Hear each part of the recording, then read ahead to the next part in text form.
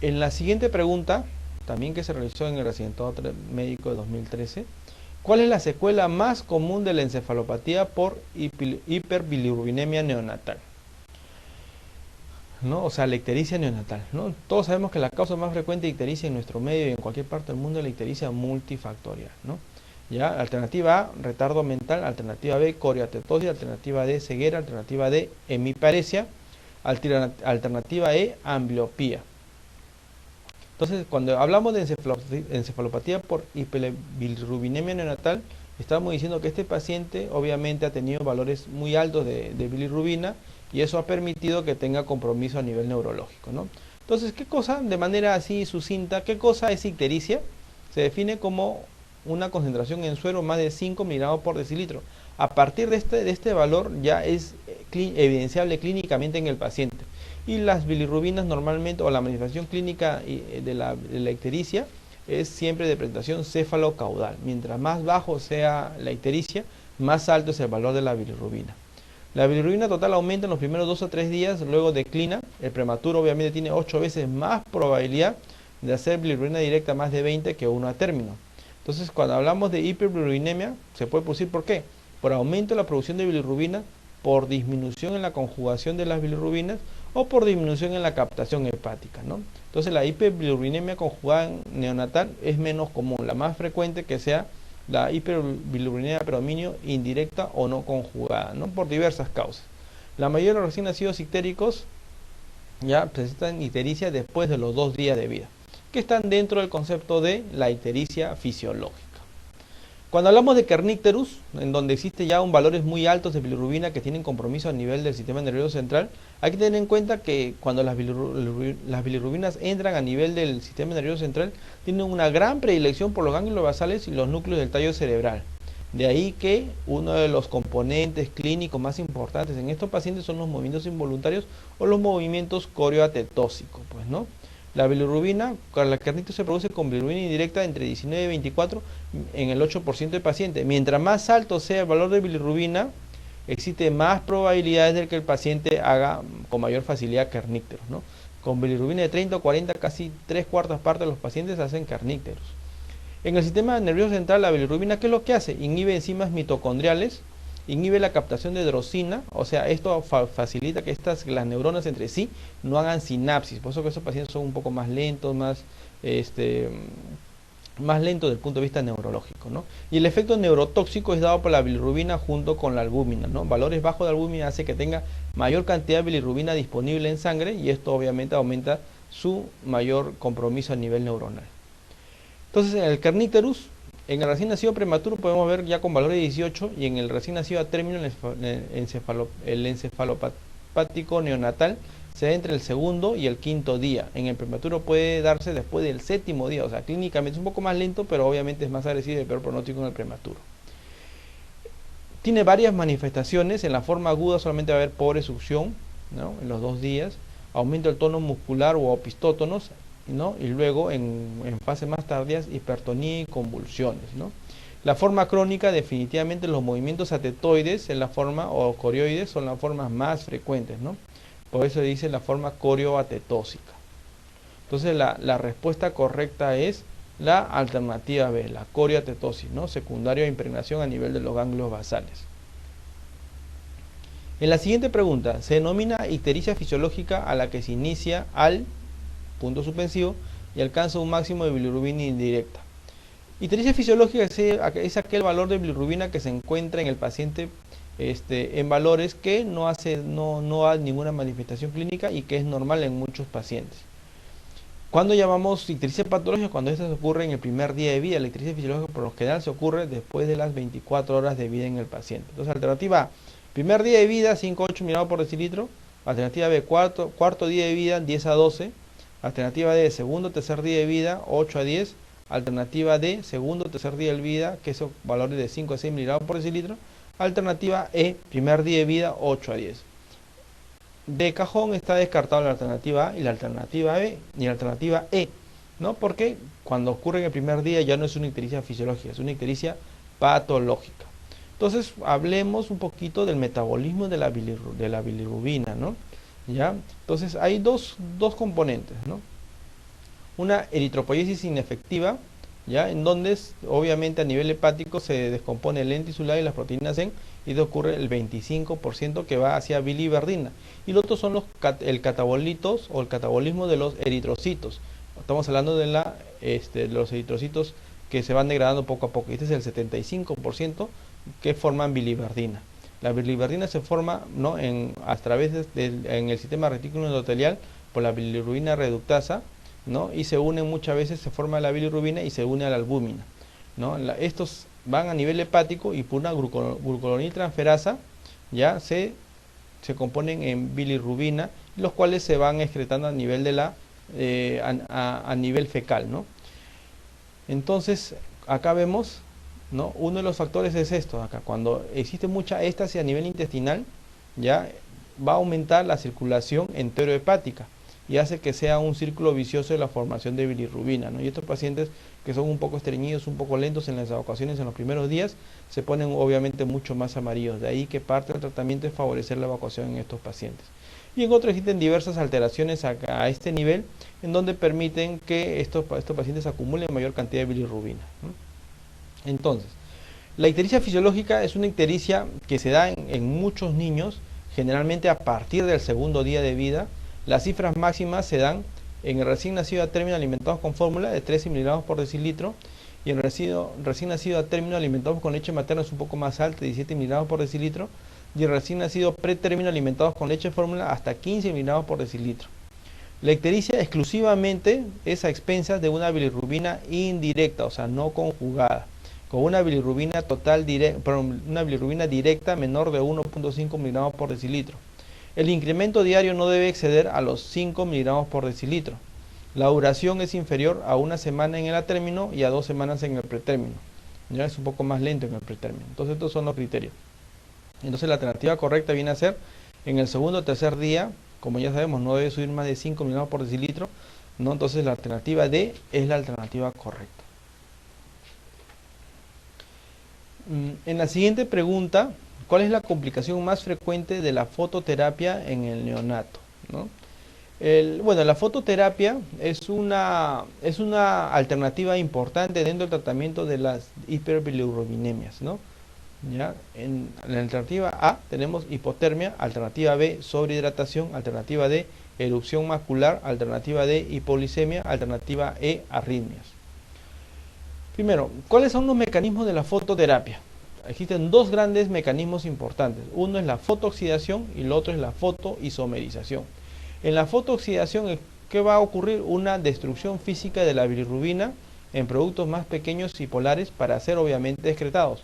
En la fotoisomerización, que es la forma principal de excreción, ¿no?, transforma esta bilirrubina a una bilirrubina no tóxica, que es la lumirrubina, ya que no tiene el efecto tóxico para penetrar a nivel del sistema nervioso central.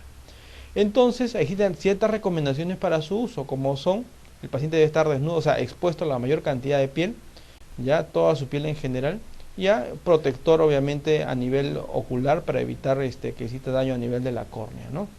Ya hay un control térmico cada 6 horas, ya que es común que los niños hagan una hipertermia y que hagan una hiperdefecación.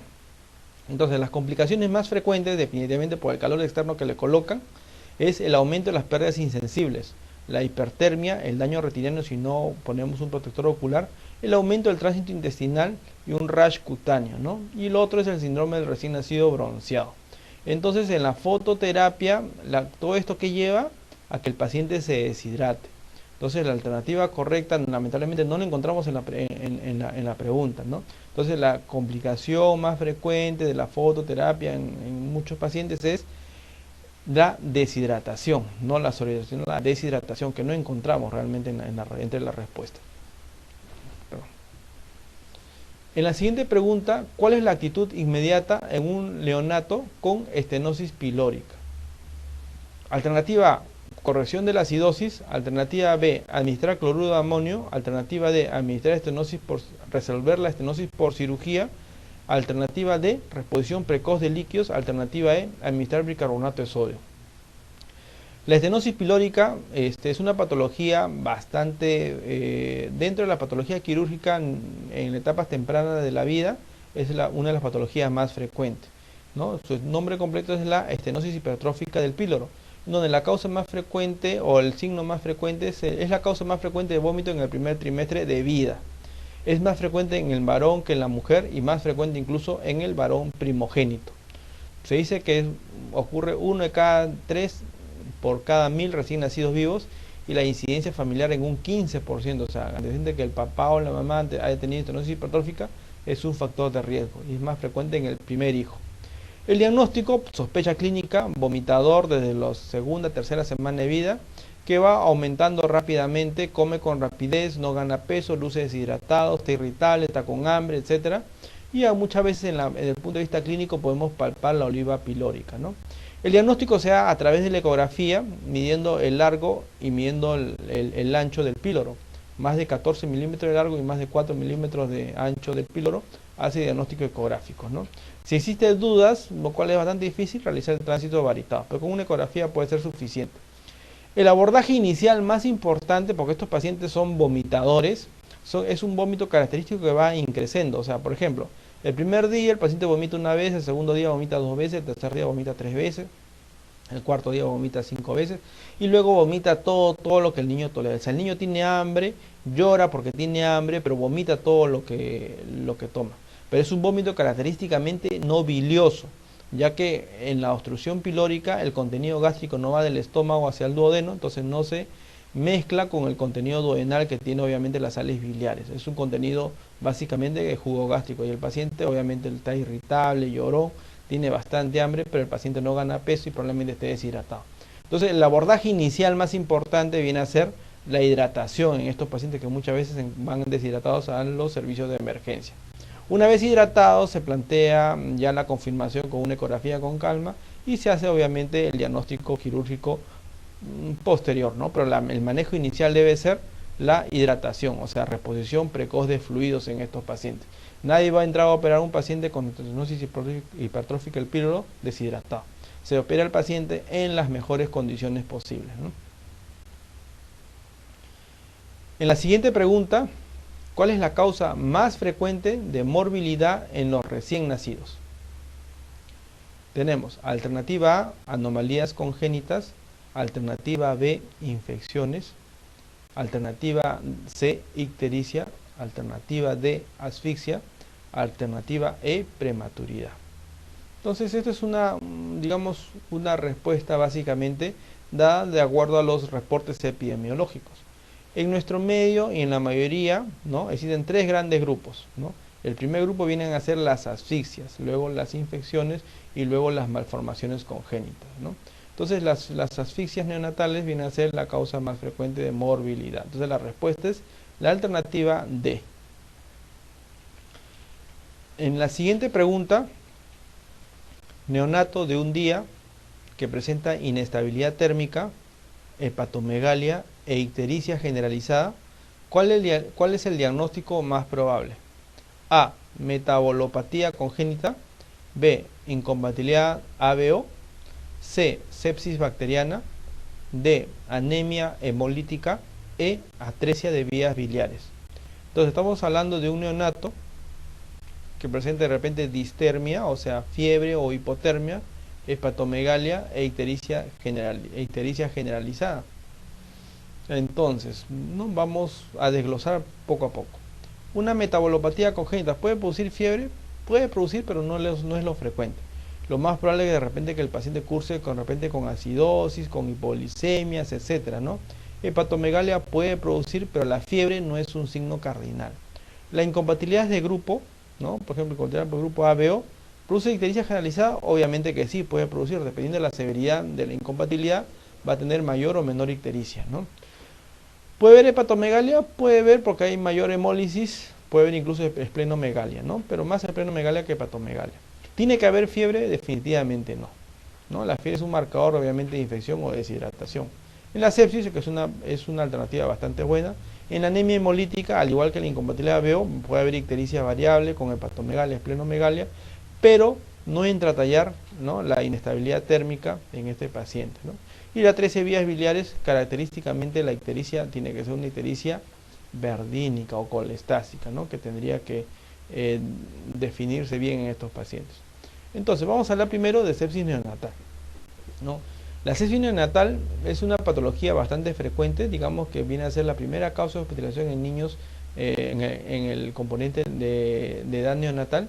El diagnóstico temprano y oportuno de sepsis neonatales no es fácil porque las manifestaciones clínicas son bastante inespecíficas y pueden avanzar a estadios más avanzados. Se dice que muchos niños cuando se hospitalizan ingresan con diagnóstico de sepsis neonatal probable. De esta sepsis neonatal probable, probablemente el 90% no son sepsis neonatal y solamente en el 10% se llega a comprobar. O sea, 90% se hospitalizan lamentablemente solamente por tener el factor de riesgo de la edad, ¿no? Que es el componente neonatal. Los signos de alarma son las convulsiones, rechazo alimentario, dificultad respiratoria, hipoactividad, hipolimnia. Obviamente cuando uno ve un paciente con estas características decide inmediatamente hospitalizarlo, pero esto es lo que no debería pasar, ¿no? O sea, no llegar a esto para hospitalizar. Las manifestaciones clínicas son bastante inespecíficas y muy variables dependiendo de la gravedad de la presentación. Algunas son, por ejemplo, las distermias, o sea, el paciente hace hipertermia o hace hipotermia. Otros es la dificultad respiratoria, de acuerdo al grupo etario, más de 55 o 60 respiraciones por minuto. La ictericia, ¿no? La presencia de apneas con más frecuencia en los prematuros. La distensión abdominal, también es más frecuente en los prematuros. La hepatomegalia como respuesta inflamatoria sistémica, la letargia como componente neurológico, la presencia de petequias o sangrados, la hipoactividad, la palidez, la oliguria, la cianosis en estos pacientes, la piel marmórea, etcétera. Bueno, respecto a la pregunta, vamos a ver un poco con sepsis neonatal. El diagnóstico temprano y oportuno de sepsis neonatal obviamente no es fácil, porque las manifestaciones clínicas son bastante inespecíficas y pueden avanzar rápidamente a estadios más avanzados. Esto es importante destacar porque muchos de los diagnósticos que se colocan a veces en los departamentos de emergencia o las unidades neonatales ingresan como sepsis neonatal probable, ¿no? De esta sepsis neonatal probable, más o menos el 90% se descarta en el transcurso de la evolución y el 10% se confirma como sepsis neonatal. ¿Eso qué quiere decir? Que existe un exceso de hospitalización en estos pacientes, pero ese exceso se justifica porque estos pacientes, ¿no?, tienen un alto grado de mortalidad si es que por ahí uno se equivoca en el diagnóstico y pone, bueno, otros diagnósticos que son menos graves y el paciente se va a la casa y cuando ya el paciente pasa 24, 48 horas, llega a un estadio bastante crítico, lo cual obviamente hace que la mortalidad sea mucho mayor, ¿no? Entonces, como ya mencionamos, estos pacientes tienen una clínica bastante inespecífica. Mientras más pequeñitos sean, más inespecífico es el cuadro. Los signos de alarma identificados por la Organización Mundial de la Salud son los siguientes: convulsiones, rechazo alimentario, dificultad respiratoria, hipoactividad y hipolimia. Obviamente estos signos son en estadios bastante avanzados y bastante groseros y no debemos esperar que el paciente tenga ya estas características como para recién catalogarlo como sepsis, ¿no? Las manifestaciones clínicas, como ya mencionamos, son bastante inespecíficas y muy variadas dependiendo de la gravedad de presentación. Algunas son como la distermia, el paciente hace hipertermia o hacen hipotermias, o sea, fiebre o hipotermia, dificultad respiratoria de grado variable, ictericia, ¿no?, apneas, con más frecuencia se ven en los prematuros. Algunos presentan distensión abdominal como un hilo séptico y otros como manifestaciones a veces de enterocolitis necrotizante, hepatomegalia, la presencia de letargia que nos da a entender que existe cierto compromiso neurológico, la presencia de petequias o sangrados en alguna zona de su cuerpito, la hipoactividad como manifestación neurológica, la palidez, o el paciente comienza a orinar menos, la mamá dice: doctor, mi hijo ahora moja menos los pañales, ¿no? Entonces es un signo de alarma. La presencia o no de cianosis, la piel marmórea o un arlequín, la presencia de convulsiones, irritabilidad, esplenomegalia, vómitos, diarrea, etcétera, ¿no? Todos estos signos, como las petequias, equimosis, trombocitopenia y gaseosis, hacen que el paciente ya sea catalogado como una sepsis neonatal, ¿no? O sea, son signos bastante inespecíficos. Entonces, la alternativa correcta dentro de este grupo viene a ser la sepsis bacteriana, ¿no? La sepsis bacteriana, con todo el cortejo clínico que se mencionó en la emisión de la pregunta. En la siguiente pregunta, ¿cuál es el tratamiento empírico inicial de la sepsis neonatal temprana? ¿No? Ya sabes, ¿no? Alternativa A, penicilina y clorfenicol. Alternativa B, ampicilina y cefotaxima. Alternativa C, ceftriaxona y ampicilina. Alternativa D, ampicilina y gentamicina. Alternativa E, ampicilina y ceftazidima. Entonces, cuando hablamos de sepsis neonatal, tenemos que hablar cuáles son los agentes etiológicos más frecuentes y dependiendo de esos agentes etiológicos, nosotros damos la cobertura antibiótica. Entre los agentes etiológicos tenemos la listeria monocitógenos, el estreptococo del grupo B, ¿no? Los gram negativos, etcétera, ¿no? Entonces, ¿qué agentes terapéuticos tendremos contra la listeria? Una alternativa para usar contra la listeria es la ampicilina, que abarca bien la listeria, y el cloranfenicol también, ¿no? Pero el cloranfenicol, usarlo en el periodo neonatal como que no está dentro de los medicamentos seguros para usar en ese periodo de edad, ¿no? Entonces, una alternativa para uso es ampicilina más algo más. Ese algo más tiene que cubrir básicamente el otro grupo grande de gérmenes, que son los gram negativos, ¿no? Entonces los gram negativos debemos cubrirlo con antibióticos como aminoglucósidos o cefalosporinas. Y si usamos una cefalosporina, tenemos que usar una cefalosporina que sea obviamente aprobado su uso en el periodo neonatal. Entonces ahí descartamos la ceftriaxona. Entonces una alternativa o una unión correcta es la ampicilina más un aminoglucósido como la gentamicina. Entonces, en la sepsis neonatal, ampliando un poco la pregunta y a la vez la respuesta, la etiología es fundamentalmente bacteriana. La sepsis ya por otros agentes como hongos o virus suponen menos del 1% de los casos. Dentro de las bacterias implicadas, el Streptococcus galactea o el Streptococcus grupo B, ¿no? Gram negativos como la E. coli, ¿no? Son los agentes etiológicos obviamente de bastante importancia, ¿ya? Y estos agentes etiológicos son frecuentes dependiendo muchas veces del peso. En aquellos el Streptococcus grupo B es más frecuente en mayores de 1,5 kg, mientras la E. coli es más frecuente en menores de 1,5 kg. Otros agentes tenemos la listeria, Klebsiella, Haemophilus influenzae, Enterobacter, etc., ¿no? El tratamiento debe ser inicialmente empírico ante la sospecha clínica, ¿ya? Y cubrimos con ampicilina más gentamicina. Si la gravedad es mucho mayor, el paciente luce muy tóxico, séptico, obviamente usamos ampicilina más una cefalosporina de tercera generación como cefotaxima. Pero inicialmente en este tipo de pacientes el esquema básico viene a ser ampi-gentamicina, ¿no? Entonces la respuesta correcta es la alternativa D, ampicilina y gentamicina. En la siguiente pregunta, en un recién nacido se considera hipoglicemia cuando la glicemia en sangre venosa es menor de 40, alternativa A, alternativa B 60, alternativa D 5, alternativa C 5, alternativa D 50, alternativa E 45. Desglosando un poco la pregunta, 5 es hipoglicemia, obviamente es hipoglicemia, pero no vamos a esperar ese valor para hacer diagnóstico de hipoglicemia, pues, ¿no? Entonces, ¿por debajo de cuándo, ¿no? Cuando alternativa A es totalmente correcto, clásicamente se dice por debajo de 40. Aunque existen algunos protocolos, algunas series donde ya tratan de elevar aún más este valor. Incluso algunas series que ponen como valor referencial menos de 45 ya se considera hipoglicemia. Pero lo clásico es, hasta ahora, es menos de 40 miligramos por decilitro en sangre venosa, es hipoglicemia, ¿no? Entonces la hipoglicemia, digamos, es una de las patologías o alteraciones metabólicas más frecuentes en el recién nacido. Las causas son múltiples, ¿no? Puede ser por incremento de la utilización periférica de glucosa, por ejemplo, hijos de madre diabética, pacientes con eritroblastosis, pacientes que usan, mamás que usan ciertos medicamentos que hacen que consuman más la glucosa, la hiperplasia o hiperperfusión o dismadurez de las células de islote de Langerhans, como la necidioblastosis, que es una cosa bastante frecuente, o la producción de insulina por tumores, como los adenomas de células beta, que también son poco frecuentes, o aquellos niños grandes, gordos, como el síndrome de Beckwith-Wiedemann, ¿no? O iatrogénica, ¿no? Que puede ser una alternativa. Lo otro es inadecuado aporte de glucosa endógeno o exógeno. Un grupo importantísimo y recontra frecuente son los pretérminos, ¿no? Otros son pacientes con retardo de crecimiento intrauterino, aquellos pacientes que tienen ayuno prolongado, por eso que cuando cuando el paciente nace, debemos hacer ¿qué cosa? ¿No? El primer apego con el paciente, con el contacto de piel a piel, y el inicio precoz de la lactancia materna, y entre cada lactada y lactada, como ya he mencionado, supongo en todas sus clases o en todas sus revisiones que han hecho de hipoglicemia o con sus profesores les han dicho, no debe pasar más de 2 horas entre cada lactada y lactada. ¿Por qué? Porque si pasa más de 2 horas se baja el valor de glucosa en sangre, el paciente está más tranquilito, no llora, está irritable, está tremoroso, etcétera, ¿ya? Y hace hipoglicemia. Otro factor de riesgo son las policitemias, las exsanguinotransfusiones, la insuficiencia adrenal, ¿ya? Pero las otras causas obviamente son mucho menos frecuentes. Definitivamente el pretérmino y las infecciones son causas frecuentes de hipoglicemia, ¿no? Acá tenemos más o menos un gráfico, esto para que lo vean nomás, ¿no? Hipoglicemia neonatal, sintomático y menor de 40 mg por decilitro, hacemos diagnóstico de hipoglicemia.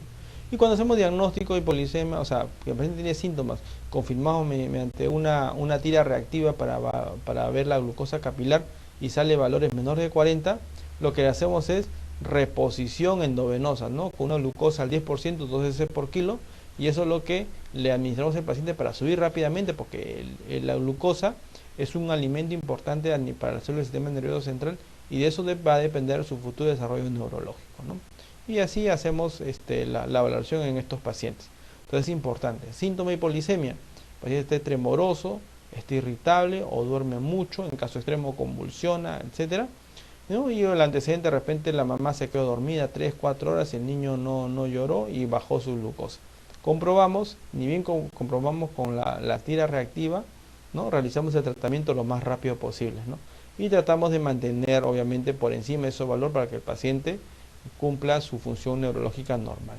Entonces la alternativa correcta es la respuesta A, ¿no? 40 miligramos por decilitro. En la siguiente pregunta, niña de 11 meses con exantema morbiliforme eritematoso en cara, tronco, brazos, presenta fiebre de 39, hace 4 días tos exigente, secreción amarillenta en conjuntivas y fosas nasales, eritema faríngeo, escasos roncos en ambos emitoras. ¿Cuál es el agente causal más probable?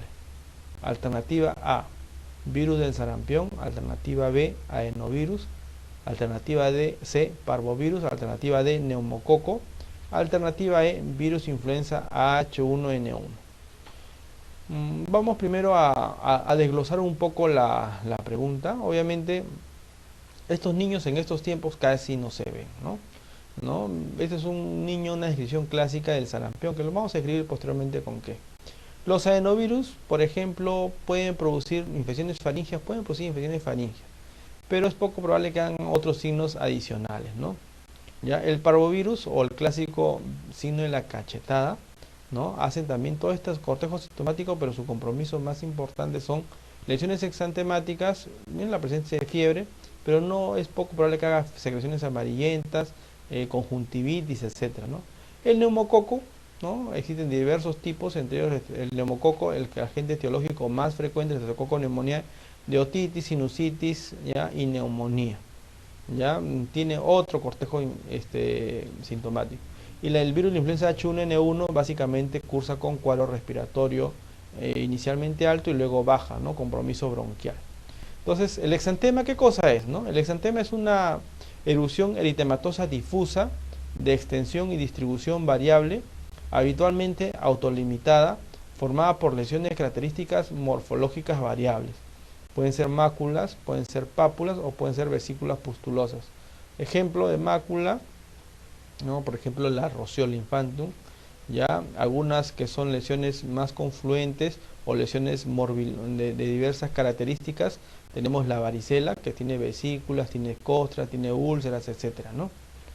Entonces, las enfermedades exantemáticas pueden diferenciarse. Existen diversos tipos de enfermedades exantemáticas: las clásicas y otras enfermedades exantemáticas.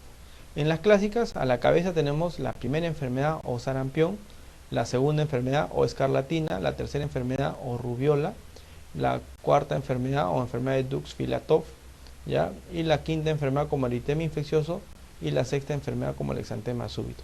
Existen otras, pero son obviamente mucho menos frecuentes, ¿no? Estas vienen a ser las más frecuentes y las más importantes. Entonces, el sarampión, clásicamente denominado como primera enfermedad, es una enfermedad producida por el virus RNA de una familia de los paramyxovirus. El hombre es el único reservorio del virus y no hay portadores del mismo. Es una clásica fotografía de virus con el sarampión, ¿no? Tenemos un rash morbiliforme, pues, ¿no? Las personas con sarampión son contagiosas desde 5 días antes del comienzo del exantema hasta 4 días después de la aparición del mismo, ¿no? El periodo de mayor riesgo de contagio corresponde al periodo o al estadio invasivo o catarral, cuando la tos, la rinitis y la fiebre obviamente tienen su máximo apogeo. En la clínica tenemos un periodo de incubación que dura de 10 a 14 días. El paciente incluso ya es contagiante aquí, ¿no? No hay clínica todavía. Transcurre el momento de la invasión del virus hasta la aparición de la fiebre. Y luego tenemos este rash característico del sarampión, ¿no? El paciente luce tóxico, conjuntivitis, rinitis, etcétera, ¿no? Luego del primer periodo existe el periodo invasivo. Característicamente en el periodo invasivo tenemos la presencia de la fiebre, que se prolonga aproximadamente a una semana, ¿no? 3 a 5 días del periodo invasivo y dura 3 días del periodo exantemático. O sea, casi terminando 1 o 2 días que acabe la fiebre, van a aparecer recién las lesiones. Junto a la fiebre, el paciente luce con malestar, tiene mucositis, que afecta el aparato respiratorio en forma de rinitis, laringitis y conjuntivitis, ¿no? Esta es la clásica fase característica. Tiene rinitis, tiene tos, fiebre elevada, conjuntivitis, fotofobia. Y después, ¿no? También en este periodo vemos las clásicas, las manchas de Koplik, que es uno de los pocos signos patognomónicos que aún quedan en medicina, que es un sinónimo o casi patognomónico de sarampión, que está presente en el 70-90% de los casos en este periodo y duran aproximadamente 24 horas, ¿no? Ya que básicamente es una mucositis, que acá se puede ver, ¿ya? Casi 1 a 2 días o 3 días que acabe el periodo anterior, ¿no? Que es empieza el periodo exantemático. Se inicia 3 a 5 días del periodo catarral y hasta los 14 días el periodo de contagio. Es un exantema maculopapuloso que coincide con el acné, la fiebre y la mucositis. Se inicia en la cabeza, como casi todas son céfalo-caudal, ¿no? Afecta al primer día la cabeza, el segundo día el tronco y el tercer día las extremidades, o sea, es generalizado. Y ya lo que conocemos como exantema morbiliforme.